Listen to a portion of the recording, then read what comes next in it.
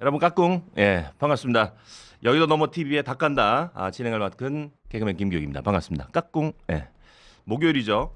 고수들의 정치 해부쇼 닭간다 매일 오전 10시 30분 라이브로 방송이 되고 있습니다. 목요일 오늘은 제가 책임지고 있습니다. 제가 원래는 월요일하고 금요일인데 이번 주하고 다음 주까지만 목요일 날 제가 또 함께 하도록 하겠습니다. 구독, 좋아요, 알림 설정 많은 분들이 해주셔가지고 제가 힘을 많이 받고 있습니다. 에너지 충전되고 있어요. 너무나도 감사하고 또 구독 안 해주신 분들은 지금 바로 구독해 주시고 댓글과 응원으로 또 여러분들 의견 남겨주시길 바라겠습니다. 여의도 너머 TV 채널 많이 구독해 주시고 또 댓글 남겨주신 분들은 저희가 추첨을 통해서 선물 보내드리고 있으니까 아낌없이 많이 댓글 남겨주시기 바라겠습니다. 고수들의 최정밀 정치해부쇼 닭간다 함께 오늘 또 정치 뉴스를 까볼 세 분을 소개해드리도록 하겠습니다. 너무나도 젊고 아름다운 또 멋진 분들이 또 함께 해주셨습니다. 개혁신당의 주이삭 최고위원 나오셨습니다. 반갑습니다. 예, 안녕하십니까. 이번에 당선이 되셨다고요? 네. 얼마 안 됐네요. 예. 명함이 했는데, 굉장히 따끈따끈하더라고요. 네, 했는데 예. 아직 첫 최고위도 아직 못했습니다. 그게 뭔 말이에요? 이준석 대표가 그랬구나. 당선되고 바로 다음 날부터 그랬구나. 압수수색 당해서 덕분에 뭐 소통이 안 되니까 예. 회의도 뭐 열 방법이 없고 소통이 안 되지만 연락은 됩니까? 그게 같은 뜻이죠? 같이 안 연락이 된다는 돼요. 뜻이죠. 이준석 지금 대표가 지금 어떻게 지내는지 그러면 잘 모르십니까? 뭐 대충은 들었는데 예. 뭐 제가 방송에서 얘기하기는 그렇고 어찌됐든 개인적으로 카톡하는 사이예요? 뭐 카톡을 지금 못 해요. 그래요. 핸드폰을 뺏겨가지고. 그래요. 네. 그리고 뭐 카톡 PC로 한다 해도 네네. 이미 압수가 돼 있는데 압수된 핸드폰에서 띵동띵동 이렇게 울릴 순 없잖아요. 그렇지. 그러니까. 예. 네. 알겠습니다. 네. 예, 오늘 좋은 말씀 나누실 우리 주이삭 최고위원 나오셨고 김유정 전 민주당 의원님 나오셨습니다. 반갑습니다. 네, 안녕하세요. 예, 반갑습니다. 예, 오늘 좋은 말씀 부탁드리겠습니다.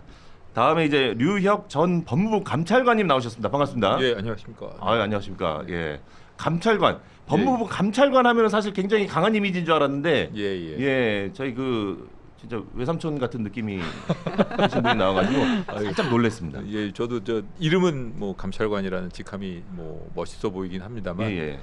뭐 그냥 그렇게 마음 편한 자리는 아니었던 것 같고, 예. 요즘은 뭐 아주 잘 지내고 있습니다. 그렇습니까? 마음 편하게 잘. 법무부 감찰관이라고 하면은 어떤 일을 하시는 분인가요? 그 법무부가 보면은 뭐 한 지붕의 여러 가족이라 그래가지고 검찰, 뭐 출입국본부, 교정본부, 뭐 그다음에 여러 가지 범정이라든가 여러 기관들이 있는데요. 그 기관 전체의 감찰 업무 그리고 세평 수집이라든가 사무감사 업무 이런 걸 전반적으로 총괄하는 자리입니다. 네, 어렵네요. 근데요, 뭐 예, 우리 김유정 전 위원님께서는 요즘 어떻게 지내십니까?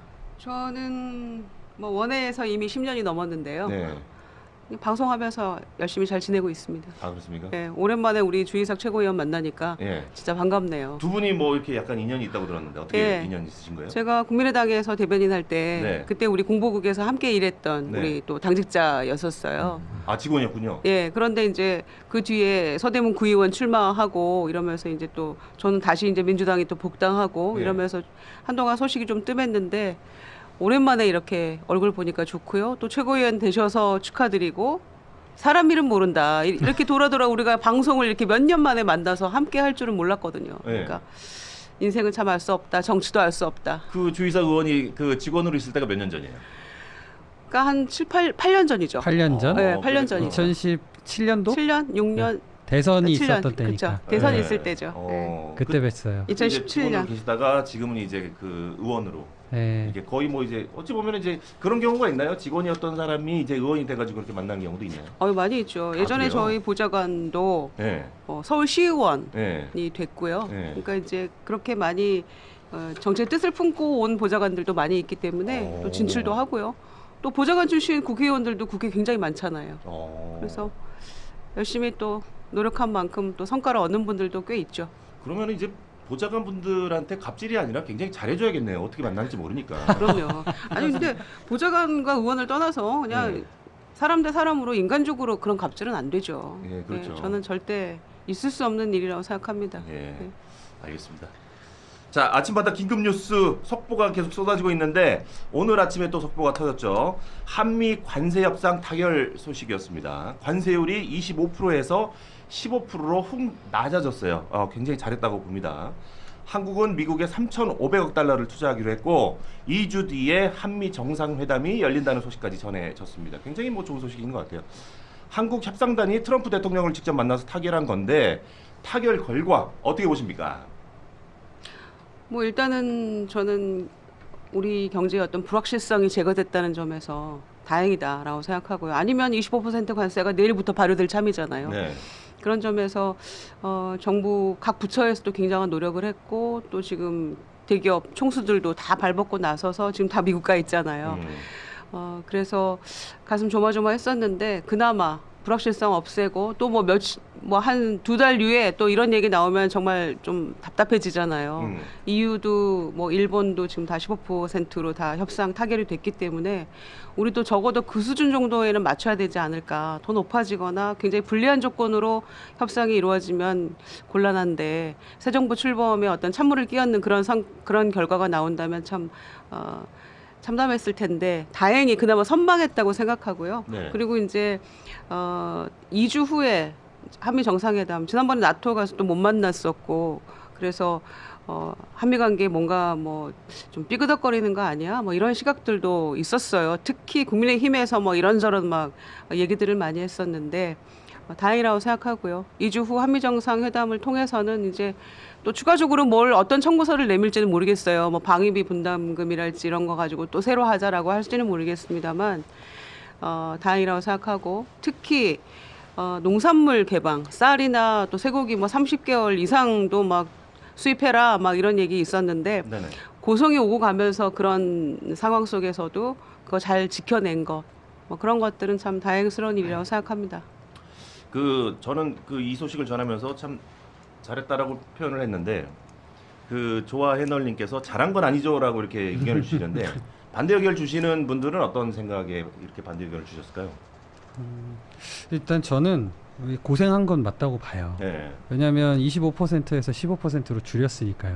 그렇지. 그리고 뭐 일본이나 뭐 다른 주변 국가랑 비교했을 때 비슷한 수준으로 했다. 그리고 투자한 것도 뭐 미국이 투자하기로 한 것도 3,500억 정도라고 하는데 네. 뭐 일본보다는 적게 했다고 해서 이제 나름대로 긍정적으로 자평을 하는 것 같아요. 저도 뭐 그 부분에서는 비교했을 때는 평가하기 괜찮다고 보는데 이제 구체적으로 재원 마련은 어떻게 할 것인지 국민들께 구체적 사안들을 설명을 해야 되는 시기가 있을 겁니다. 네네. 반드시 그거에 대한 내용을 더불어서 평가를 해야 될 것 같고 또 사실 우리가 원래 한미 FTA를 하면서 미국과의 관세가 거의 0%로 계속 이렇게 왔었잖아요. 네네. 근데 거기에서 이제 15%로 확 올라간 상황입니다. 게다가 3,500억 투자까지 하게 되는 상황으로 어찌됐든 굉장히 어려운 상태인 건 맞다. 국가적으로 봤을 때.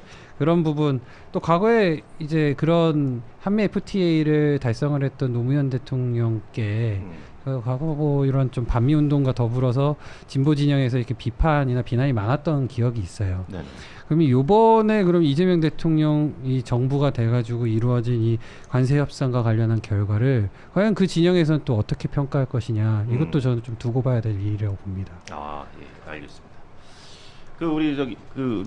우리 검찰관님은 뭐 제가 정말 솔직히 말씀드리면 예. 제가 이렇게 두 분 말씀하시는 거 듣고 예. 제가 경제적인 부분에 있어서만큼은 정말 뭐 제가 의견을 그렇게 마음껏 드릴 수 있을 만큼 이렇게 지금도 굉장히 조심스럽게 살아가시네요. 인생 자체로. 제가 이렇게 겁을 내세요. 제가 사실 주식이라던가 혹은 뭐 경제 문제라던가 이런 거는 공직 생활하면서 정말 거리를 많이 두고 살아가지고요. 예. 이번에 처음으로 조금 투자를 했다가 예. 많이 손실을 보고 있는 상황이라 가지고 주식으로. 예, 얼마 되지도 않는 거라서 뭐 예. 그렇긴 합니다만 뭐 이번에 타결이 돼서 말씀하신 것처럼 뭐 불확실성이 많이 제거됐으니까 예. 제가 산 주식이 조금이라도 올라가지고 뭐 저 이거 여행 경비라도 쓰는데 보탬이 됐으면 좋겠다는 뭐 이런 소박한 생각 말고는 제가 큰 해안을 말씀 못 드려 정말 죄송합니다. 법률 감찰관 문제라면 출신 정도 되면 네네. 대기업에서 여행 보내주고 그런 거 아닙니까? 아 이미지가 저는 그런 줄 알았어요. 의혹제기. 그러면은 그건 감찰 대상이 되는 거죠. 아 그래요? 아. 예. 그리고 감찰 대상이 되는 거고 그런 행동을 하지 말라고 이제 그걸 감시하는 업무가 제 업무 중에 하나였습니다. 그렇기 때문에 저는 뭐 공직생활 한 30년 하는 동안은 주식을 가져본 적도 없었는데 이번에 한번 샀던 게 그게 계속 떨어지고 있었거든요. 근데 이번에 타결돼 가지고 예. 좀 이제 오르지 않을까 하는 지금 아직 확인은 못 해봤습니다. 예, 원래 주식은 사면 떨어집니다. 내 것만 안 오르죠. 팔면 올라요. 예. 예. 그래서 오늘 주식 시장 동향을 좀 보면 예. 이 협상 결과에 대한 평가가 조금 반영이 될 것 같고요. 아마 아까 뭐 잘 못한 거죠, 뭐 잘한 건 아니죠 이렇게 반응했던 우리 그 시청자분은 아마도 우리가 주이삭 최고위원 말씀하신 대로 한미 FTA니까 제로 베이스에 우리는 시작하는데 네네. 자동차 관세가 15%면 일본하고 똑같은 거 아니냐 이제 아마 그런 취지의 말씀이셨을 것 같아요. 네. 근데 일본은 2.5% 관세가 있었는데 15% 된 거고 우리는 제로 베이스에서 15%된 거니까 어쩌면 그러니까 우리가 12.5% 해달라라고 많이 우기기도 했는데 근데 결과적으로는 그게 잘 반영이 안 된 거거든요. 그런 아쉬움은 있지만 전체적으로 15% 그래도 얻어낸 건 다행이다라고 생각하고 3,500억 불 투자에 대해서는 트럼프 대통령이 그건 뭐 내가 정한다, 내 마음대로 한다 막 이렇게 얘기를 하고 있는데 네네. 그 후속 조치 작업들을 할 때도 조금 디테일에 신경은 좀 써야 될 것 같습니다. 알겠습니다. 로사케이님께서 김유정 위원님 품위 있는 분이라고. 감사합니다. 이 의견에 대해서 어떻게 생각하십니까? 위원에 대해서 감사하게 생각합니다. 네, 알겠습니다. 품이 있으신 분입니다. 예. 이런 말씀 굉장히 좋아하시는 편인가요? 근데 뭐 그런 반응을 많이 이렇게 제가 댓글로 많이는 보지는 못해서 실시간으로는 아 그래요? 네 실시간으로 이렇게 댓글 보면서는 제가 방송을 잘 안 해가지고 나중에 이제 그 돌려보기 할 때 네. 그럴 때는 댓글 주시는 분들은 이제 의견 이렇게 하나하나 살펴보는데 실시간으로 잘 못 봤습니다. 아니 근데 실제로 만나서 이렇게 대화를 해보니까 김유정 의원님은 진짜로 굉장히 품위가 있으시고 고급지세요. 예, 그렇게 감사합니다. 하겠습니다. 네. 예전에 그렇게- 방송도 진행하셨잖아요. 네. 네. 아 그러셨구나. 굉장히 예. 품격 있게 하십니다. 지금은 뭐 이제 의원 그만두시고 이제 방송쟁이 되셨네요. 그렇게 돼버렸어요. 어. 네. 다시 여의도로 돌아가야 되는데 여의도 너머에만 있습니다. 그래서 여의도 너머 TV에 제가 나왔습니다. 여의도 너머에만 있어요. 알겠습니다. 그 윤준필님이라고 저희 그 구독자신데요. 예. 10,000원을 후원해 주셨습니다. 아유. 감사합니다. 감사변님 고개 숙여서 감사합니다. 감사합니다. 네, 아, 감사합니다. 저희도, 네, 고맙습니다. 저희는 후원을 해주시면은 이렇게 고개 숙여서 감사를 제일 먼저 드리고 있습니다. 아 고맙습니다. 많은 후원 부탁드리겠습니다. 그래야 우리가 또 먹고 살 수 있지 않겠습니까? 예. 자 쏟아지는 특검 이슈 중에서 꼭 알아야 할 것들만 엄선해서 싹 까보도록 하겠습니다. 특검 캐비넷 지금부터 열어봅니다. 자 첫 번째 깔 뉴스 윤석열 불출석 체포라는 주제인데요. 윤석열 전 대통령이 또 소환에 불출석하면서 특검이 체포영장을 청구했습니다. 이 체포영장은 이제 법원에서 발부가 됩니까? 이건 제가 전문 분야라서. 네, 그러니까요. 그래서 바로 물어보고 싶었어요. 네. 예. 그 당연히 그 피의자의 출석 불응, 그러니까 출석을 담보할 수 없는 경우에 청구하는 것이 체포영장이고요. 네. 이 경우에 윤석열 씨 같은 경우에는 이미 여러 가지 그 법정에 실질적으로 수사기관의 출석 요구나 법정에 출석하지 않았을 뿐만 아니라 본인이 출석하고자 하는 의지를 전혀 보이고 있지 않습니다. 그런 점에 비춰보면은 체포영장이 발부가 되어야 하고요. 네네. 뭐 여러 법조인들의 견해 중에서 아주 일부의 견해는 이미 구속되어 있는 사람에 대해서 체포영장을 청구해서 발부받는 것이 가능하냐 이런 의문을 표시하는 분들도 있을 수 있는데 저는 체포영장 제도나 이런 거에 비춰보면 당연히 영장 발부해야 된다고 생각합니다. 네네. 우리 감찰관님은 그 우리 윤석열 정부에 같이 함께하던 식구였는데 저는 처음에 임명은 문재인 대통령 시절에 됐는데요. 그랬군요. 네네. 네. 그러다가 이제 윤석열 정부까지 같이 있다가 이제 뭐 그렇게 됐어요. 사퇴하셨잖아요. 네네. 근데 이제 그 지금은 이제 윤석열 씨라고 부르는 게 네. 이게 참 제가 다른 방송에 출연했다가 윤석열 대통령 전 대통령 그렇게 얘기했다가 예. 저 댓글이 너무 험하게 달려가지고 그래요?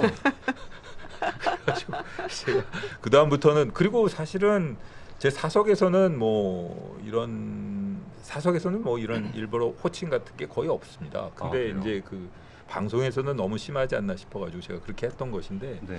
어쨌든 뭐 요즘은 거의 일반적으로 방송에서 윤석열 씨로 통일이 된 것 같아서 저도 그렇게 하고 잘하셨어요. 네. 네, 현명하신 것 같습니다. 우리 졸리어님께서 체육보다 김기욱, 매불쇼보다 여의도 넘어. 얼른 100만 가자. 아주 훌륭한 댓글 감사합니다. 가자. 근데 윤석열 전 대통령이 실명 위기다. 병원 치료가 필요하다라는 주장을 하고 있는데 이거 뭐 병보석을 노리고 있는 건가요? 아니 근데 구치소 안에 의사 소견으로는 건강 문제 없다라고 얘기를 하고 있고 네네. 특검에서도 지금 그 윤석열 씨 측에서 이런저런 얘기를 하고 있는데 전달받은 바도 없다라는 거거든요. 그리고 무엇보다도 그 측근인 서정욱 변호사가 방송 나와서 여기저기서 한 얘기가 있어요. 뭐 건강은 그냥 대외적인 명분이고 사실은 뭐 특검 자체에 대해서 부인하고 인정을 안 하기 때문에 안 나가는 거다. 그리고 이거는 정치 탄압이다, 정치 보복이다, 뭐 이런 얘기들을 하고 있어요. 그리고 이제 심평 변호사도 마찬가지로 에어컨도 없는 거기서 뭐 생지옥을 겪고 있다, 막 이런 얘기들을 하고 있는데 그냥 다 헛소리죠. 다 헛소리고요. 처음에는 뭐 운동도 안 시킨다 이런 것들은 다 이미 법무부를 통해서 다 이건 얘기가 됐잖아요. 운동 얼마든지 원하면 시킨다. 그것도 본인이 혼자 따로 할 수 있다. 그리고 에어컨 있는 방이 어디 있어요. 뭐 호캉스 간 거 아니잖아요. 그렇죠. 네, 그러니까 억지 소리 하고 있는 거고. 그리고 뭐 계단 올라가기도 숨차다. 뭐 간 수치가 아니 본인이 간이 배 밖으로 나온 일을 저질러 놓고 무슨 간 수치 타령이냐 이런 반응 보이시는 분들도 있거든요. 네. 근데 이제는 뭐 실명 위기다 이런 얘기 하고 있는데 얼마든지 외래 진료도 할 수 있어요. 그러니까 가능하면 가서 진료받고 문제 있으면 뭐 치료하면 되는 것이고 그냥 만성 질환인데 이거는 그 나이 또래의 남성들 다 가지고 있는 만성 질환이다라고 우리 그 민주당의 신현영 전 의원이 가정의학과 교수인데 지금 이제 현재 의사란 말이죠. 그런데 그분이 하는 얘기가 이건 만성 질환이다. 급성으로 온 게 아니니까 이건 누구나 이 정도는 가지고 있다라고 얘기를 하더라고요. 그러니까 이런 마당이니까 너무 억지 부리는 거고 본인이 형사 사법 체계를 우롱해도 정도가 있지 이렇게 꿈쩍 않고 있다는 게 국민에 대한 예의도 아니잖아요. 또 하나 지난번에 18일이었던가요? 본인의 구속 적부심 그 재판에는 가가지고 보통 뭐 10시에 나와라 9시에 나와라 이러면은 못 나간다 10시에 나갈 거다 그리고 뭐 9시 한 15분쯤 갈 거다 이런 식으로 계속 뭉갰단 말이에요. 그런데 본인 구속적부심은 10시 15분에 있었는데 9시에 나갔어요. 일찌감치 가갖고 대기하고 있다가 5시간을 그 심사를 받았단 말이에요. 너무 멀쩡하게. 네네. 그러니까 이런 얘기들은 다 그냥 핑계인 것 같고 여전히 본인이 지금 처한 상황이 어떤 거라는 거를 제대로 자각하지 못하고 여전히 망상 속에 살고 있는 것처럼 보여서 좀 한심할 수밖에 없죠. 그렇군요. 그러면 이제 이번에 그 최고위원 되신 우리 주희석 의원님께서 우리 윤석열 씨한테 시원하게 한 말씀 해주세요. 그 망상에 빠진 사람들 정치 말로를 너무 많이 봐가지고 네. 딱 최악의 대통령으로 남지 않을까. 근데 가면 갈수록 계속 최악이라서 지금 대통령까지 그렇게 가면 안 될 것 같은데. 근데 아무튼 저는 그 대통령 그러니까 윤석열 씨가 지금 저렇게 지연 전략하는 게 정말로 망상일까 이런 생각도 들어요. 뭐 이 검찰총장까지 하신 검사 출신의 대통령이었는데 네네. 이 법의 이런 여러 가지 절차들, 뭐 체포를 영장을 청구를 하고 뭐 이런 것들이 본인이 직접 이렇게 다 해왔던 거 아니겠습니까? 그렇죠. 그것을 어떻게 하면 지연시킬지 정말 잘 알지 않을까. 그래서 뭐 병 보석을 이유로 내가 좀 병원 좀 다녀올게, 구속 좀 취소해줘까지 이렇게 요구를 하는 것 같은데 네. 말씀하신 대로 저 지병으로 인해서 뭐 실명위기까지 간다, 뭐 이게 먹힐까요? 그 심지어는 예전에 옛날에 어떤 뭐 기업 회장님도 구속 수사하는 거를 좀 풀어달라고 했는데 법원에서 발부를 안 해줬거든요. 그런 것들을 그런 사례들이 있으니까 저는 아닐 거라 봅니다. 그럼에도 불구하고 윤석열 씨가 목적으로 둔 거는 딱 하나 있다고 봐요. 뭐죠? 지연. 그러니까 최대한 늦추자. 그렇게 해서 어떻게든 나는 범죄자가 아닙니다라는 그 인식을 계속해서는 갖고 가기 위해서 이런 행위를 하는 거 아닐까 저는 그렇게 생각이 듭니다. 그러면 유혁 감찰관님, 예, 이게 이제 선수들끼리 지금 싸우고 있는 것 같은데, 네. 이게 언제까지 지속될 거라고 생각하십니까 이게? 그 윤석열 씨 이 질병은 기본적으로 정확하게 말씀드리면 당뇨 합병증에 의한 그 막막 질환이거든요. 근데 이거는 아주 오래 전부터 의사 친구들 말에 들어보면은 그 국군 지구병원에 있는 그 주치의와 친구인 사람들이 서울에 많이 있습니다. 근데 그 친구한테 얘기 들은 바에 따르면 아주 이건 오래된 얘기고요. 네네. 윤석열 씨가 당뇨를 알아온 것은 오래됐다고 합니다. 그리고 의사로부터 술이라든가 이런 걸 좀 삼가하고 운동 열심히 하라는 그런 지적을 받고도 본인이 단 한 번도 이행을 한 적이 없고요. 그리고 나서 이제 그 이번에 그 수감되고 나서도 네네. 사실 운동 시간이라든가 이런 거는 누구에게나 공통적으로 다 똑같이 주어지는 거거든요. 네네. 근데 본인이 그 수용실에서 독거실에서 나오지 않고 그 다음에 바깥에 나와서 운동 시간 주어진 시간에 운동 안 하고 이러고 지내고 있단 말입니다. 사실 제가 아는 분들 중에도 그런 식으로 수용 생활을 좀 한 분들이 있어요.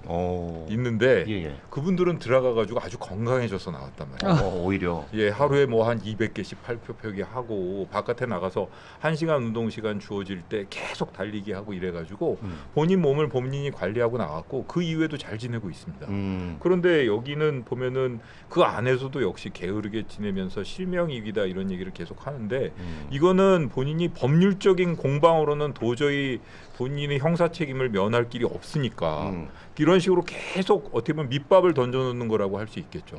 내 건강에 안 좋아. 수용 생활을 계속 지속할 수 없을 정도야. 그럼 이게 아까 말씀하신 데처럼 병보석이라든가 혹은 나중에 구속 취소, 형집행 정지 이런 거를 신청할 수 있는 근거를 만들 수 있는 거가 되겠죠. 그러니까 그런 법률적인 측면에서 평가를 한다면 그런 장기적으로 그렇게 빠져나갈 잔꾀를 부리고 있는 거 아닌가 이런 생각이 듭니다. 네네. 윤석열 씨가 술을 굉장히 좋아한다는 소문이 있는데 네네. 사실인가요?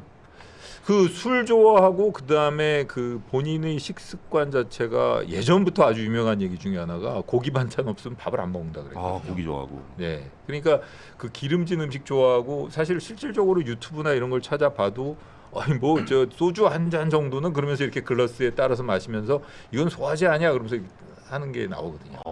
그런 걸 보면 본인이 건강 관리는 거의 안 해왔다고 보는 게 맞을 것 같습니다. 그럼 소주 한 잔이 그 한 잔이 아니군요. 글라스. 글라스 큰 잔이었어요. 예, 거기 그 옛날에 그 막노동 할 때 먹던 그런 네. 스타일로. 그러니까 딱 한 잔만 하자 그러면서 글라스를 뜬다는 거거든요. 예. 근데 원래 검사분들 분위기가 그런가요? 이 술 관련해서? 요즘 많이 바뀌었습니다. 요즘은? 요즘 많이 바뀌었고 그런 사람들은 아주 옛날 분들이 많이 계셨는데 그 공무원 연금공단에서 아주 좋아할 일들을 많이 하시고 돌아가셔가지고 일찍 일찍 돌아가셨죠. 많이 내시고 일찍 돌아가셔가지고 그런 거 보면 요즘에 젊은 검사들 같은 경우나 이 전반적인 회식 문화는 많이 바뀌었습니다. 예. 그러면 그 윤석열 씨 같은 경우는 이제 예전 분이고 옛날 사람들이죠. 그렇죠. 그러니까 뭐 술 많이 먹고 그걸 자랑하는 그게 이제 뭐 당연한 거라고 생각하는 그런 사람들 분위기인데 그렇게 지냈던 옛날 문화에 젖어 지냈던 분들은 건강 상태가 다 좋지 않아요. 망상에 빠진 술 주정뱅이 뭐 이런 느낌인가요? 그러면 아니, 모두 그래서- 종합을 하면 아니 그 구치소에서 오히려 술도 못 먹고 다 끊고 건강이 좋아져야 되잖아요, 건강이. 그렇죠. 그리고 사실은 그 많은 정치인 그 수감 생활했던 선배 정치인들은 다 몸짱 돼서 나오는 경우 진짜 많아요. 그런데 거기서 계속 지금 어디 아프다 여기 아프다 아픈 데가 계속 돌아가면서 달라지더라고요. 타령을 하고 있고 본인 지금 있는 데가 수용자 한 4-5명 수용하는 방에 혼자 있는 거잖아요. 그렇죠. 근데 이렇게 이게 힘들다면 그냥 홍거방으로 보내가지고 한번 같이 운동도 하고 같이 지내봐라. 그래야지 불평불만 없을 거다. 지금 얼마나 호화롭게 살고 있는지. 그래서 송영길 전 대표 같은 경우에도 서울구치소에 한 11개월 있다가 이제 보석으로 나오셨는데 하는 얘기가 이거예요. 너무 화가 난다. 좀 호텔방이다 거기는. 그리고 윤석열 씨 있는 데는 2층이라서 거기 비교적 상대적으로 시원하대요. 그러니까 송영길 전 대표는 3층에 있었는데 3층은 겨울에 너무 뼈시리게 춥고 여름에 너무 덥고 그런 데 있었는데 왜 혼자 지내면서 지금 이렇게 불평불만이냐. 거기는 호텔이다. 서울구치소에서. 이러면서 이제 굉장히 비판을 강도 높게 했었는데 본인이 이럴 줄 몰랐나요? 앞으로 적응하길 권고드립니다. 왜냐하면은 내란 수계는 사형 아니면 무기징역, 무기근거인데 적응해야 되지 않겠어요? 예. 그러니까 그 안에 계신 분 중에서 이제 운동 좋아하시는 분을 룸메이트로 붙여줘라. 차라리 그게 낫지 않겠냐? 홍거방에서 좀 살아봐야 네. 아 거기가 천국이었구나 이럴 거 아니겠어요? 예. 그래서 건강도 좀 챙기고 그 안에서 그렇죠. 검사 잘 받게 예. 했으면 좋겠다라는 의견 주셨습니다. 고맙습니다. 예. 다음 뉴스 가보도록 하겠습니다. 제가 굉장히 좋아하는 뉴스입니다. 네. 자, 목걸이 찾으려다 20억대 그림 나왔다! 라는 뉴스입니다. 제가 분명히 지난주에 그랬어요. 지난주에 이 똑같은 뉴스를 다루면서 제가 그 김건희 여사 그 전 여사 김건희 씨의 그 수사를 하면서 특검이 분명히 6천만 원짜리 반클리프 목걸이와 샤넬백만 나온 게 아닐 것이다. 더 나올 거예요. 라는 얘기를 했어요. 더 나왔습니다. 야. 예. 제 얘기가 맞았어요. 그러니까요. 볼게요. 자, 김건희 씨 오빠 장모 집 압수수색 과정이 소개됐는데 집에서 자물쇠를 채운 가방이 발견이 됐고 김 씨 오빠는 비밀번호를 대지 않고 반나절을 버텼다고 합니다. 근데 간신히 열어봤더니 목걸이와 현금 1억 원이 있었다! 라고 합니다. 은닉을 위한 정황이 보이는 거죠. 1억짜리 이 현금 그리고 이제 뭐 여러 가지 목걸이 이런 게 나왔다고 하는데 요거 수사 과정 정확하게 좀 설명 좀 해주십시오. 지금 뭐 말씀드리면은 지금 특검에서는 당연히 아마 지금 현재 그 오빠 장모집을 압수수색한다는 건 좀 일반적이진 않거든요. 네. 오빠의 장모집에 대한 압수수색 영장을 발부받았다는 것은 분명히 어디선가 거기에 의미 있는 압수물이 있다라는 것을 발견하고 그거에 대한 소명 자료를 청구해가지고 이제 제출해가지고 이 영장을 발부받은 건데요. 지금 여기 그 발견된 물건 중에는 목걸이, 현금 1억 원, 뭐 그 다음에 20억대 그림 이런 게 있는데 하나하나 나눠서 봐야 될 것 같습니다. 어떻게요? 목걸이 같은 경우에는 모조품이라는 게 드러나지 않았습니까? 그렇죠. 그런 걸 보면 일부러 이 모조품으로 바꿔치기를 한 다음에 그거를 발견되게 한 거 아닌가? 그럴 수 있구나. 이런 그 사실은 260짜리 신발 12켤레가 한 번에 발견되는 것도 그렇고 사실 예전에 보면은 그 아주 좀 교묘하게 그 수사를 방해하려는 사람들 보면 일부러 그 범죄 사실과 반대되는 증거를 압수될 만한 거로 미끼거리 비슷하게 네네. 던져놓고 그걸 압수시켜준 경우도 있었거든요. 어. 그래놓고 이제 우리 범죄 사실이 이렇게 잘못된 것이지 않느냐, 우리가 억울하지 않느냐 이렇게 주장하는 경우도 있었는데 그것뿐만 아니라 이제 1억하고 20억대 그림이 발견되지 않았습니까? 네네. 통상적인 압수수색의 대상이라고 본다면 1억하고 20억짜리 그림은 그 범죄 사실과 무관하기 때문에 압수를 할 수가 없어요. 근데 그래요? 그렇습니다. 압수수색 대상 물건이 특정되거든요. 그 범죄와 관련된 것으로. 근데 1억이랑 20억대가 발견이 됐다는 걸 봐서는 그 장소에 자신들이 압수가 될 거라고까지 생각을 못했던 그런 물건들도 한꺼번에 두고 있었던 것이고. 네네. 그래서 1억짜리라면은 통상적으로 고액 현금 거래의 경우에는 은행에 입출금하면 1,000만 원 이상 무조건 보고가 되거든요. FIO 금액에. 그렇기 때문에 이 출처를 한번 좀 궁금해지는 그런 금액인 것 같고 네네. 20억대 그림은 도대체 이 그림이 어떤 진품이라면 어떤 명목으로 어떻게 취득을 한 것인지를 그렇지. 한번 살펴볼 필요가 있지 않나 이런 생각이 듭니다. 좋습니다. 예. 일단 그림은 진품이래요. 그래요? 예, 20억짜리. 예, 증명서가 있는데, 그러니까 이제 20억으로 추정하지만 정확하게 이제 이 감정가가 얼마인지는 좀 봐야 되는데, 왜냐하면 그와 비슷한 그림이 얼마 전에 몇 년 전에 한 20억대 팔린 이제 전례가 있기 때문에. 그 작품이 이제 이우환 네. 그 작가의 작품이라고 하나예요? 하셨어요. 예? 하나래요? 하나, 그럼 하나죠. 뭐 진짜. 열이겠습니까? 저 여러 개 다 해서 아니, 작품이다. 가액이 2억 원대인 네. 걸로 생각을 했는데 우리나라 아니고. 거의 이제 탑 클래스에 있는 그런 그 이우환 화백이시니까. 작가구나. 예, 그럼요. 예. 그런데 저는 이제 이 목걸이 반클리프 앤 아펠, 저는 이 브랜드도 처음 들어봐가지고 이 이슈가 아니었으면 이름도 모르고 죽을 뻔했어요. 저는 반클리프를 몰랐어요. 그래서 그랬구나. 이 발음도 안 되는 걸 이렇게 사기도 하고 혹은 뭐 모조품을 샀다고 하니까 저는 일단 국격은 너무 추락했다. 진품을 메고 그 착용하고 갔어도 이를테면 나토 정상회의에 2022년에 혹은 이 모조품이었다 하더라도 이건 너무 부끄러운 일이잖아요. 일단 그렇죠. 그런데다가 진술이 여기에 대한 해명이 계속 바뀌는 거는 저는 그 진실을 얘기하지 않고 있다고 생각해요. 그러니까 처음에 이 목걸이를 짠 하고 나토 그 스페인에 갔을 때 와 이제 눈썰미 좋은 이제 저같이 이름도 모르는 사람들은 뭐 그냥 조금 비싼 뭐 이 보석을 착용했나 보다라고 생각했는데 다 아시더라고요. 브랜드까지 알고 저 가격이 얼마고 당시 6,200인데 지금은 8,300인가 됐대요. 올랐대요. 네. 그러면서 막 이제 문제가 불거지고 나니까 대통령실 해명이 그때는 빌린 거다. 빌린 거다. 세 개를 착용을 했는데 그 목걸이하고 팔찌 브로치였잖아요. 네. 그런데 두 개는 지인한테 빌린 거고 한 개는 소상공인에게 구입한 거다 이렇게 해명을 했어요. 차라리 협찬 받았다 그러지. 그러다가 그래도 문제는 됩니다. 아, 그래요? 예, 무료로 협찬 받으면 안 돼요. 안 돼요? 예. 아 다시 갖다 주는 건데도. 네, 그 김영란법 위반입니다. 이 공직자의 경우에는 그런데 대통령 부인에게까지 이제 아니 빌려 쓰고 다시 갖다 주는데도. 예, 확대 적용해야 된다고 저는 생각하는데 이제 그랬어요. 그러다가 올해는 갑자기 그거 가짜야, 소위 짝퉁이야. 네. 근데 오빠한테 사준 거였고 오빠한테 사준 거를 내가 다시 빌려서 하고 간 거야. 이런 해명이 나왔어요. 그러니까 이게 말이 안 돼. 누가 봐도 이거는 국민을 바보로 하는 해명 아닙니까? 그런데 이제 왜 그 모조품이 그러면은 오빠의 장모댁에서 나와요. 그것도 도대체 상식적으로 설명이 안 되는 부분이고요. 그때 당시에 그 대통령 비서실 행정관들이 옷도 이쁘신데 이 분명히 이 귀금속이 문제가 될 거라는 거를 미리 감이 온 거죠. 그래가지고 옷도 굉장히 이쁜데 그 목걸이까지는 안 하셔도 될 것 같다고 그렇게 얘기를 했는데 내가 알아서 해 네. 이랬다는 내 거예요. 목이 좀 허전해. 내가 알아서 해 이랬다는 거예요. 그렇게 알아서 해서 이렇게 된 거예요 지금. 그래서 문제가 심각하다. 초기부터 우려가 있었는데 그렇다면 그게 모조품이었겠느냐라는 얘기도 나오는 거죠. 그래서 그런 만약에 해명이 다 맞다면 오빠를 사준 게 맞고 그거 빌려서 했다면 또 장모 집에 뭐 오빠 집을 인테리어 하기 위해서 갖다 놨다면 다 사실이라고 해도 왜 특검에 나와서 그 오빠는 설명을 못 합니까? 여기에 대해 진술 거부했거든요.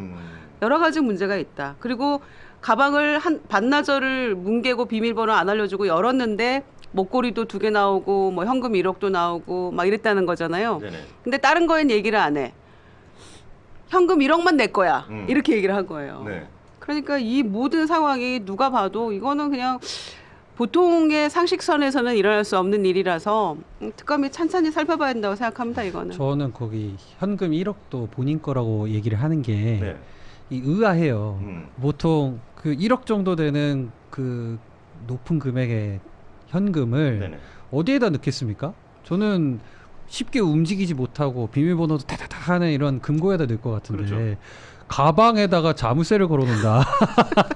이거 자기 돈이 아니니까 이렇게 관리한 거 아닐까 저는 그런 생각이 들더라고요. 그러니까 사실상 이게 왜 아까 우리 감찰관님께서 말씀하신 것처럼 그 집을 오빠 집을 특정해가지고 이렇게 압수수색이 들어갔을까? 저는 김건희 씨가 오빠 집을 약간 금고처럼 쓴 거 아닌가 내려. 그래서 그 금고를 뒤지기 위해서 간 거고 거기에 본인 돈이 아닌 누군가 맡겨놓은 작물을 가방에다 넣어놓고 이렇게 그냥 단순 보관했던 거 아닐까 이런 생각이 들더라고요. 그렇죠. 언제든지 그 가방만 돌려주면 되니까. 네. 그리고 내게 아니니까 굴러다니는 가방일 거 아니에요. 네. 캐리어 같은 데다가. 장모님은 뭔 죄예요? 장모님은. 네, 물론 저도 의혹 제기입니다. 네. 저도 사실은 이제 그런 상상을 굉장히 많이 해봤어요. 예를 들어서 내가 못 쓰는 검은 돈이 내가 만약에 큰 돈이 생겼다. 그럼 이거를 어디다 숨길까라는 생각을 굉장히 상상을 많이 해봤어요. 근데 사실은 상상을 해봤지만 이 답을 내리지 못한 이유가 사실 숨길 만한 장소가 그렇게 없어요. 마늘밭에 파묻어. 그러니까 어디 뭐 마늘밭에 파묻든가 해야 되는데 사실 그것도 위험한 것 같고 만약에 우리 감찰관 출신으로서 예. 우리 본인이 직접 이런 블랙머니가 생겼다. 그러면 어디다가 숨기시겠습니까? 이거 저는 그런 생각을 단 한 번도 해본 적이 없어서 아 그래요? 지금 생각을 막 해야 되는데 예. 저라면은 편의점에다가 좀 맡아주시겠습니까? 저한테 이거 제일 좋을 것 같은데요. 예. 좋습니다. 예, 예. 예, 꼭 그런 돈이 생기면은 네, 저한테 조금 말씀해 맡기겠습니다. 주시면은 제가 제가 숨겨드리도록 하겠습니다. 예. 좋습니다. 자, 건진법사를 통해서 김건희 씨에게 6천만 원짜리 목걸이 샤넬 선물한 것으로 의심받고 있는 통일교 간부 윤영호 본부장이 구속이 됐습니다. 증거인멸 우려가 크다고 본 거죠. 윤 본부장 구속, 통일교 게이트 수사에 속도가 더 붙는 것이 맞겠죠? 그렇습니다. 그러니까 지금 이 국민의힘과 윤석열 정권을 관통하는 키워드들이 있어요. 네. 신천지도 있고 통일교도 있고 뭐 이런 뭐 목걸이, 뭐 샤넬 백, 디올 백, 뭐 이런 관통하는 단어들이 있는데 이 윤 본부장이 이제 구속이 됐기 때문에 더 아마 속속 더 진실들이 좀 나오지 않을까 일단 생각하고요. 특히 건진이라고 하는 왜 이렇게 주변에 법사, 책사, 무슨 뭐 이런 사자들은 검사, 남편은 검사였죠. 뭐 이런 사자들만 이렇게 주변에 있는지 모르겠는데 건진을 통해서 이 통일교의 민원을 해결하려고 했던 거 아니에요. 근데 이제 그게 사실은 캄보디아 ODA 같은 거 공적 원조 받고 하는 거, 뭐 YTN 인수도 하려고 했고, 뭐 이런 민원들이 있었는데 그게 저는 지금 드러나 있는 뭐 목걸이, 여기 목걸이는 또 다른 목걸이입니다. 아, 그래요? 예, 다른 이름의 뭐 그라푼지 뭐 이런 다른 목걸이에요. 근데 이제 그 목걸이 행방도 사실은 어디 갔는지 알 수가 없어요. 왜냐하면 뭐 다 잃어버렸다고 건지는 얘기하고 있고, 굳이 뭐 샤넬백이니 뭐 이런 것들을 두 차례에 걸쳐서 선물을 했는데 건지는 그 대통령 비서실에 김건희 씨를 돕고 있는 행정관 누구를 통해서 웃돈 얹어가지고 막 신발하고 다른 백으로 바꾸고 막 이렇게 두 차례에 걸쳐 그렇게 했는데 네. 그래서 그거 어떻게 했어? 이러니까 어디 뒀는지 모른다는 거예요. 건지는 잃어버렸다는 거예요. 이런 정성껏 바꿔서 잃어버렸다는 이런 말도 안 되는 해명을 지금 믿으라는 건지 그것도 알 수 없지만 그럼 어떻게 과연 그러니까요. 그 목걸이하고 그 명품 그거 몇 개 가지고 그 민원하고 바꿔 먹으려고 했다. 더 많은 뭔가가 오고 갔을 거다. 그렇지. 이렇게 의심하는 거죠. 그거 가지고는 택도 없거든요, 사실은. 네. 그런 점에서 이제 구속되면 본격적으로 조금 파볼 필요가 있다 생각하고요. 특히 이 건진이라는 거강꾼 통해서 막 이렇게 소통한 것뿐만이 아니고 직접적으로 김건희 씨가 이 통화하고 했다는 거예요. 네네. 이 윤 본부장하고. 그러니까 거기에도 그 이면도 좀 살펴봐야 될 필요가 있는 것 같고. 그래서 지금 김건희 특검은 혐의가 16가지인데 어허. 너무 갈 길이 멀고 또 그에 또 이어지는 또 다른 그 수사들이 계속 다른 사건들이 계속 좀 추가적으로 발생하고 있는 느낌이어서 이거는 조금 아직은 뭐 시간이 좀 남아 있습니다만은 연장해서 재발의해야 될 것 같아요. 이 특검은 혐의가 너무 많아가지고. 그러겠죠. 네. 예. 저는 제가 그 여태 이전의 정치 사건들을 다 이해를 못해서 그럴 수도 있는데 네네. 유독 이런 종교 관련이나 뭐 법사님, 아니 예시당초에 법사님하고 왜 통일교하고 같이 이렇게 만나는지 이해가 안 돼요. 교회 다니는 입장에서는 이해가 안 됩니다. 근데 유독 많은 것 같습니다. 이 대통령 부부 관련 이슈에서. 그리고 확실히 지난 윤석열 정권의 최대 리스크는 뭐 이재명 대통령 뭐 4번 리스크라고 하지만 여기는 확실히 김건희 리스크인 것 같아요. 이 김건희 씨와 이 주변에 이렇게 그룹화된 모습들이 모르겠습니다. 이게 신앙으로 뭔가 묶인 그런 이해관계가 아니고 진짜 쩐과 권력과 정책 사업 이런 것들 정말로 이제 실질적인 내용들로 묶여 있는 것 같아서 참 더 많이 드러날 거라고 봅니다. 저도. 그래서 특검이 만약에 진행이 된다면 좀 공정하게 이상하게 뭐 우리 대표 압수수색은 좀 과하게 하지만 그냥 이런 좀 필요한 부분에 대해서는 더 제대로 수사하고 발본색원 하는 게 맞다고 봅니다. 저도. 지금 이준석 대표의 압수수색에서 뭐 나온 거 있습니까? 없을걸요 아마. 앞으로 뭐 나올 거라고 생각하십니까? 이미 나올 게 없는 게 다 방송에서도 나와서 얘기를 하고 기자회견까지 하고 그랬던 내용들인데 압수수색한 게 지금 핸드폰 말고는 없을 거예요 사실상. 그리고 수색을 해서 의원실 찾아가고 뭐 자택이나 뭐 이런 걸 했는데 네네. 다 특히 이제 의원이 된 이후에 마련된 그런 장소를 압수수색한 것 자체가 거둘 게 없는 거죠. 그러니까 뭐 실제로 제가 이제 그 압수수색을 할 때에 거기 현장에서 이렇게 보고 계시던 변호사님, 특히 우리 김정철 최고위원 같은 경우도 없다고, 가져간 게 없다고, 가져갈 수 있는 게 없으니까. 네, 그 정도입니다. 알겠습니다. 그 우리 아까 뉴욕 감찰관님한테 네네. 제가 이제 블랙머니 어디다 숨기실 거예요 해가지고 제가 농담 삼아서 편의점에다 숨기실 거예요라고 했는데 편의점 신선하다고 지금 댓글을 달아주셨는데 그 실제로 제가 그런 얘기를 왜 했냐면 우리 감찰관님의 그 사모님께서 편의점을 하세요. 그 어쩔 수 없이 떠맡은 겁니다. 예. 예전에 그 공호부님이 하시다가 그 연세가 많으셔가지고 어. 그만두셨는데 이 계약 기간이 남아가지고 중간에 그만두면 큰일 나게 생겨가지고 예. 할 수 없이 떠맡아서 하게 된 겁니다. 이게 한 4년 돼가지고. 편의점이라는 게 24시간 돌아가지 않습니까? 그렇습니다. 가끔씩 예. 가서 도와줍니까? 제가 가끔 제가 뭐 가끔 할 수밖에 없는 경우가 있습니다. 아 그렇죠. 그리고 저 사실은 오늘 내일 그 월말 월초인데요. 요때는 많이 바빠가지고 쇼카드도 바꿔야 되고 이래가지고 예예. 그런 때는 가끔 가서 도와주고 그랬습니다.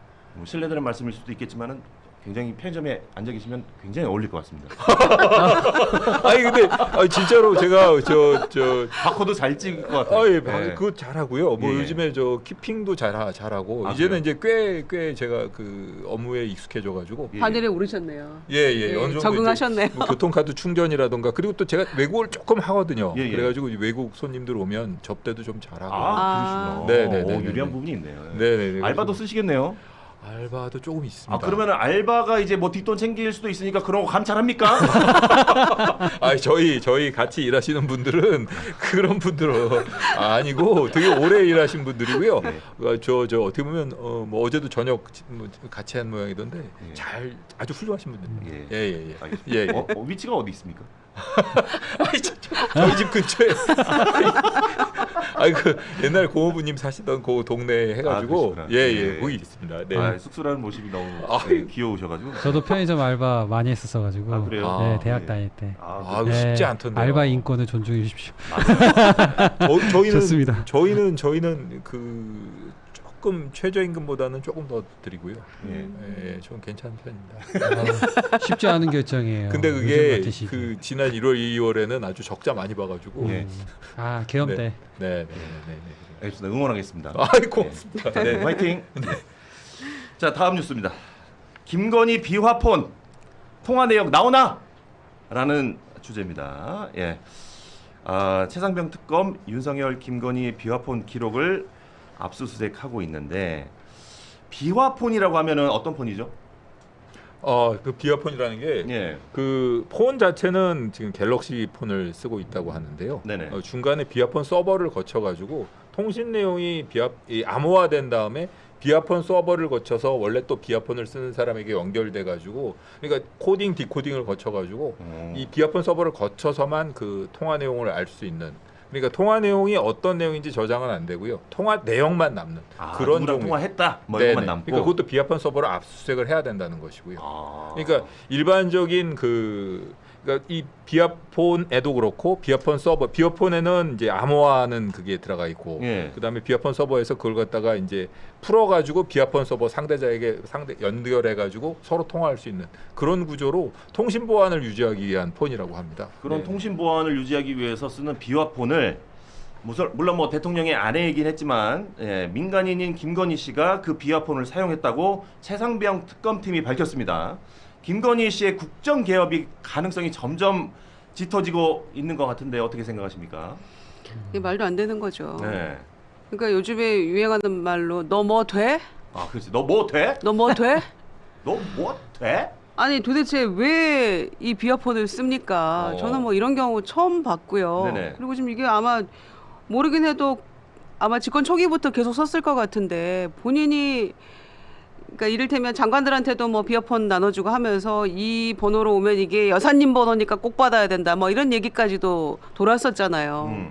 그럼 도대체 그래서 V1, V0 얘기가 나왔던 거죠. 누가 진짜 대통령이냐, 누가 이 나라를 지금 좌우하고 있느냐 이런 그렇지. 얘기들이 나왔었는데 결국에는 막 이렇게 비화폰 쓰고 하면서 온갖 공천 개입 무슨 개입 다 하면서 이 국정을 농단하고 있다는 게 이제 서서히 드러나고 있다는 거고요.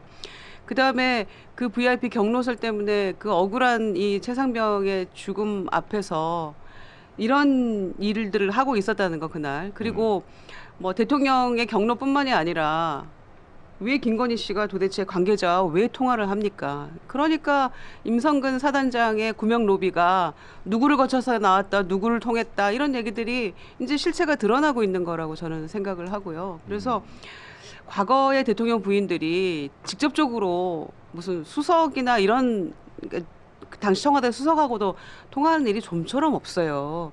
다들 부속실의 뭐 행정관이나 부속실장을 통해서 뭐 이런저런 얘기를 전달하고 이렇게 소통을 했지 직접적으로 대통령 부인이 장관하고 통화를 하고 뭐 수석하고 통화를 하고 이런 그 수사 외압 의혹 같은 이런 사건에 본인이 직접 이렇게 통화하고 이런 일은요 거의 없던 일입니다. 그래서 정말 유별난 대통령 부인이었다 때문에 누가 진짜 대통령이냐라는 것들을 이제 점점 이렇게 확실하게 굳혀져 가고 있는 그런 상황인 것 같아요. 그렇죠. 그 조태용 전 국가정보원장도 VIP 경로 사실을 인정을 했죠. 근데 VIP 경로가 있던 그날 김건희 씨가 관계자와 통화한 사실이 확인됐습니다. VIP 경로의 뒤에는 김건희 씨가 있다고 해도 될 것 같은데 어떻게 생각하십니까? 확실히 윤 대통령 관련 이야기에 김건희라는 이름이 빠진 적이 없어요. 그렇죠. 아, 이 참 부부는 부부예요. 그러니까요. 부부는 한 몸이라고. 그 김건희가 개입했다 뭐 이렇게 추정은 할 수 있지만 아까 우리 감찰관님 말씀하신 대로 통화 내용만 남지 내용이 남는 건 아니라는 얘기잖아요. 네. 그러니까 그걸 바탕으로 어떻게 일들이 진행됐는지에 대한 정황으로 이제 판단을 할 수밖에 없을 것 같고 이제 저는 이제 요런 이슈 특히 김건희 관련한 이슈에서 꼭 얘기하고 싶은 게 있어요. 대통령 영부인이 비화폰을 써도 되는 인물이냐 규정이 안 돼 있잖아요. 그렇지. 그리고 배우자는 어찌됐든 그 가족이 대통령이 제대로 국정 수행을 하기 위해서 가족하고 떨어져 지내지 않기 위해서 같이 이렇게 의전을 하는 걸 텐데 네. 그 비화폰을 써야 되는 대상이 아닌 건 명확한데 그거를 그냥 줘도 쓰게끔 했다라는 그 자체가 이게 대중이 없는 거잖아요. 이 규정을 해줘야 된다고 저는 생각을 합니다. 그래서 저희 개혁신당에서는 지난 총선 때부터 공약으로 내세운 게 네. 대통령 배우자를 규정하는 법, 김건희법이라고 해가지고 낸 적이 있었어요. 그 대통령 배우자의 공적 역할이 뭐냐, 또 대통령 배우자에게 투입되는 예산은 이렇게 쓸 거다. 예산 사업 내역에 들어가야죠. 그리고 대통령 배우자의 법적으로는 어떤 책임이 있는가, 뭐 이런 내용들을 좀 규정을 하는 내용이 이번 이제 김건희 특검이나 뭐 여러 가지 뭐 아까 최상병 특검이 발표했다고 하는데 이런 수사나 또 재판 과정이 진행된과 동시에 네. 좀 우리 국회나 중앙 정부 차원에서 논의가 됐으면 좋겠습니다. 이런 법 규정이나 아니면은 법은 아니더라도 정확하게 어떻게 배우자를 규정할 것인지. 네. 저기 전 전적으로 또 지금 말씀하신 최고위원님 말씀하신 거에 동의하고요.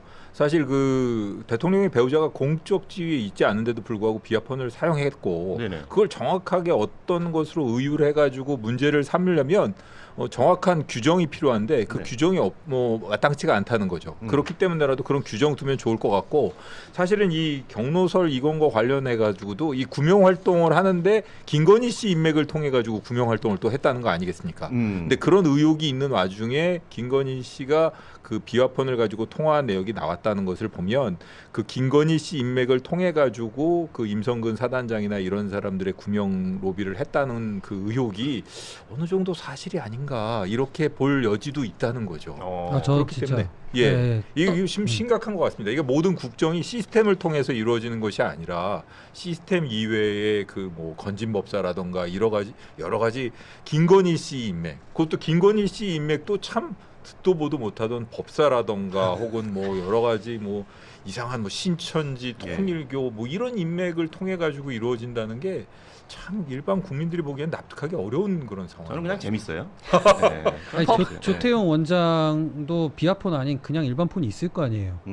진짜 뭐 전화번호를 알고 그러면 떳떳하다면 그냥 일반 폰을 썼어야죠. 근데 그게 아닌 내용이니까 저는 충분히 감찰관님 생각하는 그런 의혹에 저도 비슷한 생각을 합니다. 그러니까 법사, 집사, 책사 막 이렇게 옆에 있잖아요. 네네네.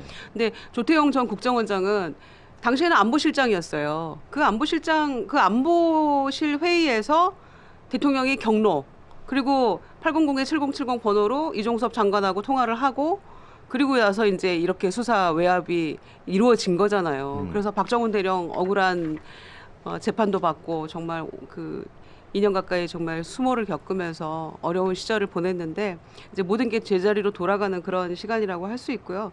이 구명운동 관련해 가지고 그 임성근 전 사단장은 한 번씩 특검 앞에 와서 뭐 헛소리하고 엉뚱한 소리 하던데 정말 그분도 지금 상당히 상태가 심각해지고 있다라고 생각하고 이 부분은 정말 명확하게 밝혀야 되는데 세 개의 특검에 지금 내란 특검에는 뭐 김건희 씨가 아주 명확하게 뭔가 드러난 건 없지만 저는 그 내란과도 분명히 뭔가 연계가 있다고 생각해요. 그런 점에서 이 두 부부가 다 이 세 가지 특검에 다 싹 다 걸려 있는 거예요. 서로 다 걸려 있는 그런 상황이기 때문에 어떻게든 빠져나가 보려고 온갖 수를 써도 절대로 그럴 수 없다. 그리고 성실하게 수사받고 또 죄값 치르는 길만이 지금 남아있는 본인들의 책무다라고 저는 생각합니다. 네.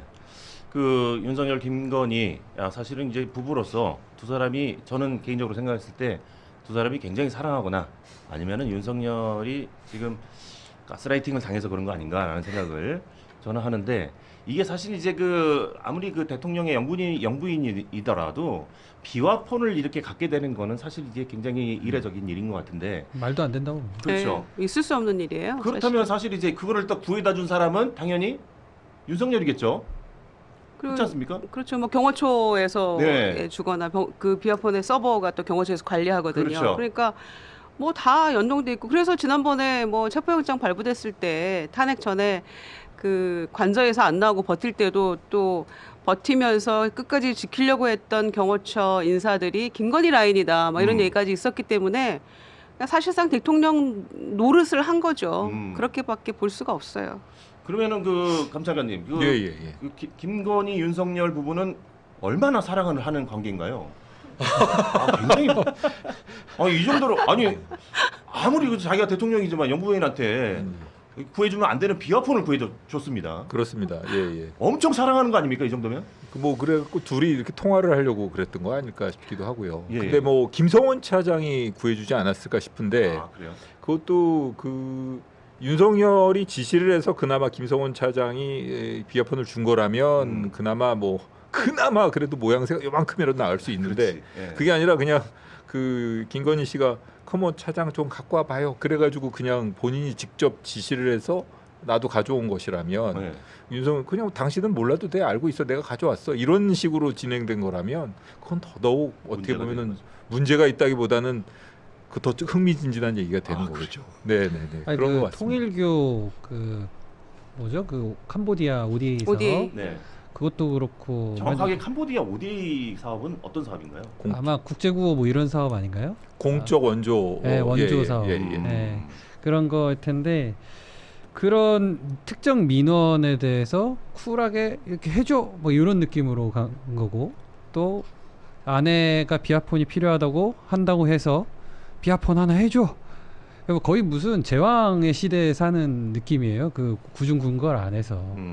저는 이상한 대통령 하나 만들어 놔가지고 저도 물론 한때 국민의힘에서 선거운동 그렇게 했었습니다. 굉장히 굉장히 그 지금 제 과거에 대해서 통찰을 많이 하고 있는데 아무튼 그런 이상한 대통령 하나 만들어 놔가지고 이 국가가 근데 결혼 31년 차인 제가 판단했을 때 31년 되셨군요. 판단했을 때 사랑하지 않는다 이 부분은 왜냐 지금 구속된 지 지난번에 한번 구속됐을 때도 그렇고 이번에 재구속됐을 때도 그렇고 네.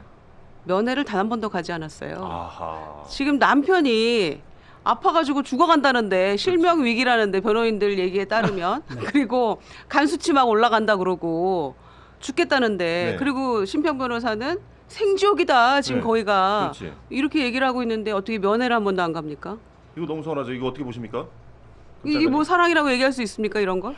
뭐 가가지고 만나면은 뭐 이렇게 너무 감정이 드러나는 그런 모습을 보이기 싫어가지고 사랑하기 때문에 안 왜 가. 그러세요? 왜 그러세요? 뭘 포장? 그리고 어차피 저 이런 말씀을 뭐 속단을 드리고 포장은 편의점에서 하시는 거예요. 네, 여기서 포장하시면 안 돼요. 어차피 같은 건물 내에 조만간에 가지 않겠습니까? 옆방으로 갈 수 있으니까. 물론 이렇게 수용동은 다릅니다. 예. 여성 수용동은 다르긴 한데 어. 그래도 뭐 같은 한솥밥을 먹게 되지 않을까 싶은데. 아니면 너무 믿는 거 아니에요? 네. 절대 그렇게 위기 상황이 아닐 것이다. 아, 내가 살아봤는데 그 정도 아픈 거 아니다. 알고 꾀병이다. 있는 건가? 그 너무 잘 알아가지고 너무 잘 알아서. 이거 저희는 맨날 꾀병을 부린다 뭐 이런 네. 식으로. 네. 어쨌든 뭐 여러 가지 추측이 나오지만 뭐 사실은 저희도 잘 모른다라는 거 말씀드리면서 다음 너무- 뉴스 넘어가 네, 보겠습니다. 너무 다 이상해가지고. 자, 이준석 의원실에 2차 압수수색이 있었습니다. 예, 2차 압수수색. 도대체 특검이 이준석 의원실에 2차 압수수색을 왜 했을까? 디지털 자료를 확보하기 위해서라고 하는데 이거 어떻게 봐야 될까요? 결국 아무것도 못 가져갔습니다. 오늘. 아니 어제 있었던 어제. 일인데 결국 1시간 10분 정도 있다 갔나요? 예. 가져갈 수 있는 게 없죠. 왜냐면은 압수수색을 할 때는 아까 말씀하신 대로 특정 그 관련된 자료만 이렇게 가져갈 수 있는데 네. 그 의원실이 그 뭐 공천 개입 예를 들어서 가불병정이 있는데 가불병정이 공모를 했대요. 네. 그 중에 정이 이준석 대표인데 네. 이준석 대표가 또 가해자고 피해자래. 이게 말이 안 되잖아요. 음. 근데 그게 총선 있기 전에 22년도인가요? 21년도에 있었던 그 지방선거랑 재보궐 공천 관련 내용이잖아요. 네네. 국회의원이 되고 나서 마련된 의원실에 그것도 국회가 제공한 컴퓨터 안에서 뭘 가져갈 수 있겠습니까? 네. 그러니까 이거는 그냥 망신주기 음. 정도 이렇게 볼 수밖에 없다고. 그럼 실제로 지금 이준석 대표의 그 압수수색을 하는 거는 망신주기다. 네, 근데 오히려 땡큐이기도 해요. 오히려 땡큐다. 왜냐하면 저희 같은 개혁신당이 이제 3석 정당의 경우는 네네. 특히 이 특검 전국에서 이슈가 다 그쪽으로 몰려가는데 네. 이준석이라는 인물이 너무 더 대대적으로 두드러지게 보여지게 해준 거예요. 네. 그러니까 사실은 저나 우리 최근에 이제 최고위원 당선되셨던 분들 다 생각한 게 네네. 한 이제 본격적인 지방선거 치르기 전에 한 6개월 정도는 되게 암흑의 시기가 있지 않을까. 그러니까 관심을 못 받고 좀 막막한 그런 상황이 있지 않을까 했는데 되려 계속 뉴스에 이준석 개혁신당 이게 떠서 그런 부분에서는 그 뭐라 그러죠? 좀 네거티브 하더라도 사람들이 관심 받는 게 낫다. 노이즈 마케팅을 압수수색으로 한다는 얘기는 제가 처음 들어. 저 말이 안 된다고 생각해요. 그래서 반발을 하지만 네. 오히려 이 이재명이라는 대통령의 반대자로서 경쟁자로서 정치적 경쟁자로서 이준석이라는 인물이 오히려 과하게 부각된 거 아닌가라는 좀 해석도 해봅니다. 이거를 또 긍정적으로 바라보는 시선이 항상 위기와 기회는 예, 함께 있는 거라 예. 생각해요. 역시 젊은 의원입니다. 예. 감사합니다. 좀 긍정적인 편입니다. 예, 좋습니다. 예. 자, 고수들의 처정밀 정치해부쇼 닭간다 런칭 이벤트 진행하고 있습니다. 유튜브 구독 댓글 달아주시면은 저희가 선물을 다양하게 아낌없이 드리고 있는데 여의도 넘어 TV의 닭간다 구글 유튜브 알고리즘의 선택을 여러분들 받고 싶어요. 예. 구독자 여러분의 관심과 사랑이 많이 필요한 때입니다. 구독, 좋아요, 알람 설정 많이 해주시고 소액이라도 저희가 무관합니다. 예. 후원 계좌 여러분들 밑에 활짝 열려 있죠. 여러분의 사랑으로 이 프로그램 만들어지니까 후원도 많이 부탁드리겠고 댓글 많이 참여해 주시고 여의도 넘어 TV에 닭간다 광고칸이 많이 비어 있습니다. 지금 옆에가 너무 까맣잖아요. 예, 여기 다 광고칸 들어갈 수 있습니다. 예, 뭐든 상관없습니다. 먹는 거, 입는 거, 뭐 타는 거, 쓰는 거, 뭐든 예, 광고 들어와 주시면은 제가 열심히 광고를 해드리도록 하겠습니다. 자, 진영이 갇히지 않고 무조건 편들지 않고 여의도 정가를 제대로 까보는 여의도 캐비넷 시간입니다. 여의도 캐비넷 시간. 이번에는 하남자 대 하수인이라는 주제. 이게 누구를 얘기하는 걸까요? 혹시 알고 계십니까? 권성동, 하수인? 안철수 두 분 논쟁한 거 아닙니까? 누구요? 권성동, 안철수 의원 두 분. 정답입니다. 예, 하트 선물로 드리겠습니다. 여러분들 그런데. 구독과 좋아요. 구독과 좋아요. 자, 내란 특검이 안철수 의원을 참고인 신분으로 불렸는데 안철수 의원이 응하지 않겠다고 했습니다. 이 과정에서 안철수 의원과 권성동 의원 간의 하남자 하수인 공방이 있었습니다. 이거 참 재밌죠. 어떻게 보십니까? 저는 안철수 의원이 보다 굉장히 정확한 표현을 했다고 봐요. 예. 하수인 맞잖아요, 권성동 의원.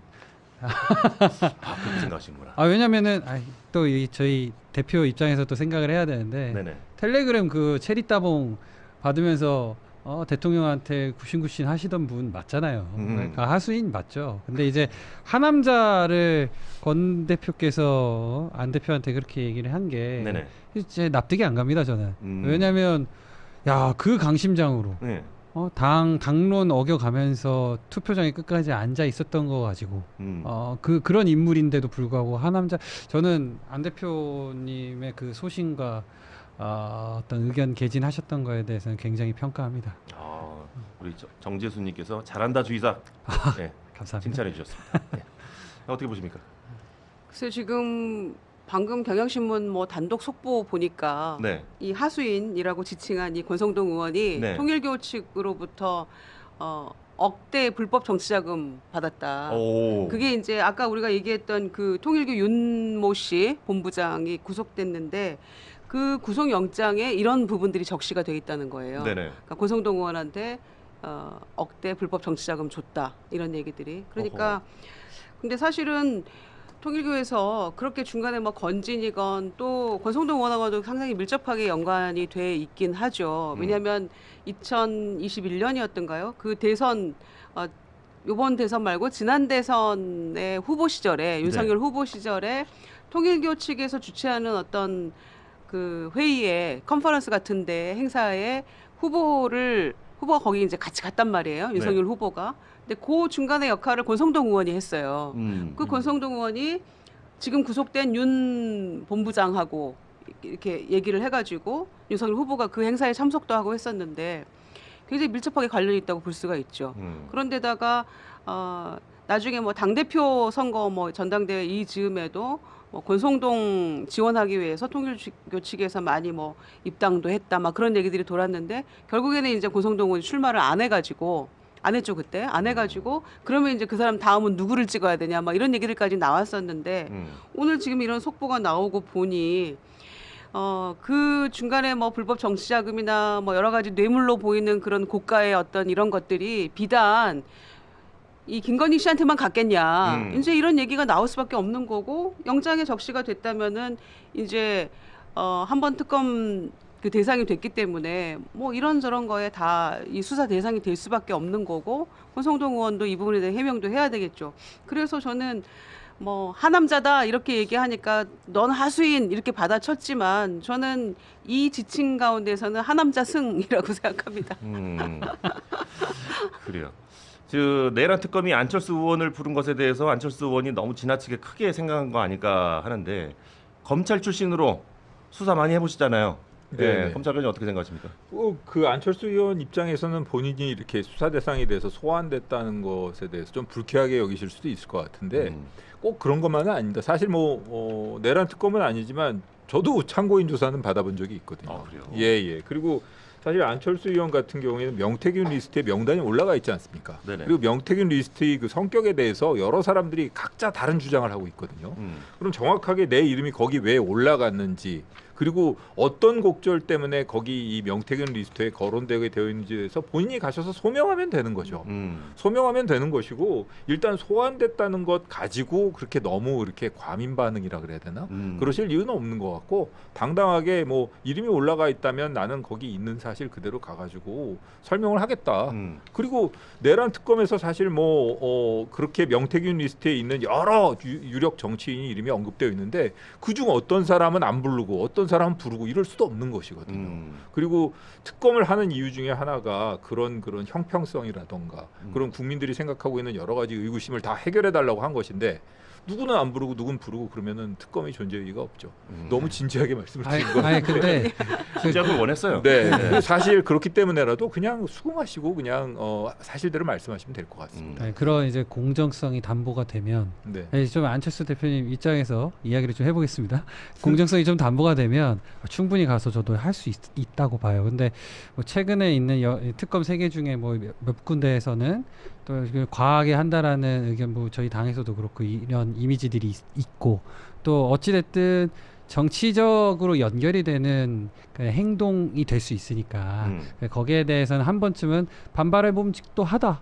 저는 그 생각이 들더라고요. 근데 그거 가지고 바로 야 너 안 가? 하남자네? 딱 이렇게 돼버리니까 좀 좀스럽죠. 제가 봤을 땐. 네, 좀스럽다. 그렇죠. 네. 권성동 의원은 제가 보기엔 그냥 본인 앞가름을 잘 했으면 좋겠어요. 그렇죠. 예. 그래서 지금 이 문제가 크게 될 것 같으니까 일단 본인 한마디로 제 앞가름 잘 하십시오라는 말씀 드리고 싶고, 안철수 의원은 사실 참고인 뭐 안 나가도 그만이에요. 그리고 지금 당대표 후보잖아요. 나 바빠서 못 나가겠다 해도 되는데, 아마 이제 이런 그 참고인이건 어떤 대상이 되어보는 게 거의 처음이어서 살짝 쫄리신 게 아닌가. 예. 그런 느낌도 좀 드는데, 그 내란 특검에서 이제 유일하게 사실은 특검에 찬성을 했어요. 네. 그 찬성표를 던졌고 하니까 뭐 이것저것 조금 물어보려고 했던 게 아닌가. 음. 그야말로 참고용으로 정황에 대해서. 그리고 그때 왜 그 계엄 해제 의결 할 때 18명이 찬성했잖아요. 국민의힘에서 들어가서. 그랬는데 안철수 의원은 그때 그 추경호 원내대표가 국회로 와라, 당사로 가라, 국회로 와라, 당사로 가라, 계속 장소 바꾸고 왔다 갔다 하고, 그러니까 추경호 의원도 그래서 내란 특검의 이제 수사 대상 피의자죠. 그것 때문에 혼선이 있어서 내가 차별을 못했다. 계엄 해제 의결에 그런 얘기를 한 바가 있어요. 그러니까 그런 것까지를 포함해서 그때 당시의 경위랄지 정황이랄지 이런 거 포함하고, 또 내란 특검에 찬성표 던질 때 당에서는 어떻게 이를테면 뭐 분위기가 어땠냐부터 포함해서 그런 것들을 좀 물어보려고 했던 것 같아요. 그런데 이제 일단은 나 당대표 후보 나와가지고 바쁘고 그러고 나는 찬성하고 다 이렇게 했는데 왜 내란 특검은 나를 불러서 이렇게 뭔가 있는 것처럼 하려고 하느냐라고 이제 사실 처음 느낀 기분은 나쁠 수 있죠. 저도 그렇게 생각합니다. 예. 알겠습니다. 예. 저 오늘 준비한 방송은 여기까지 하도록 하겠습니다. 예. 저희 그 선물을 좀 나눠드려야 되는데, 오늘 또 갑자기 또 후원을 방송 보시다가 우럭 대짜님께서 10,000원을 또 후원해 주셨습니다. 감사합니다. 감사합니다. 감사장님 왜 고개를 많이 안 숙이세요? 예, 감사합니다. 저는 박수까지. 너무나도 감사하고 고마워서 또 우리 마이킴님께서도 댓글 많이 달고 후원도 많았으면 좋겠네요라는 댓글도 달아주셨는데, 이분께서도 후원까지 해주셨거든요. 우리 윤줄피님 계신데 두 분에게 우럭 대짜랑 우리 마이킴님 두 분에게 저희가 선물 보내드리도록 하겠습니다. 그 후원해 주셔서 제가 선물 보내드린 건 아니고, 댓글이 마음에 들어서 선물 보내드린 거니까 오해 없었으면 좋겠습니다. 예. 자, 여의도 너머 TV 닭간다. 평일 오전 10시 반에 매일 찾아옵니다. 라이브로 방송 함께 하니까 여러분들 클립도 많이 시청해 주시고 라이브 방송도 함께 많이 해주시길 바라겠습니다. 고수들의 초정밀 정치해보쇼 여의도 너머 TV 닭간다. 오늘 여기까지 하고 저희는 내일 오전 10시 30분에 다시 찾아오도록 하겠습니다. 함께 해주셔서 감사합니다. 고맙습니다. 네, 고맙습니다. 감사합니다. 고맙습니다. 자주 뵙겠습니다.